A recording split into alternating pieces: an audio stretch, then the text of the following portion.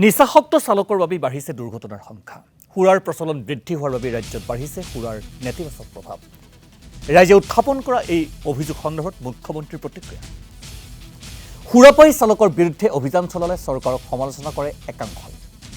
সুৰাৰ বিপণী বৃদ্ধি হোৱাৰ বাবে সুৰাপায়ীৰ সংখ্যা বহা নাই বুলি উল্লেখ কৰিছে মুখ্যমন্ত্ৰীয়ে সামগ্ৰিক প্ৰেক্ষাপটত মুখ্যমন্ত্ৰীৰ ভাষ্য এবাৰ চাওঁ মদ খাই ঘূৰি অহা মানুহক চেকিং আমাৰ হেলমেট নিপিন্ধিলে ফাইন যিমান পাৰে কৰিছিলোঁ এতিয়া আকৌ মানুহে কৈ দিলে যে আপোনালোকে যোৰহাটত ইলেকশ্যন হাৰাৰ এইটো এটা কাৰণ কিয় বেছি চেকিং কৰিছে এটা কি কৰিব লাগে কওক এতিয়া আমিতো দুইফালে ফচি যাওঁ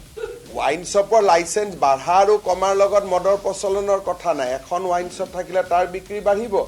10খন ৱাইন শ্বপ হ'লে সেই বিক্ৰীটোৱে 10 ভাগত যাব আগতে আমাৰ যদি ডিব্ৰুগড়ত দুখন দোকান থাকে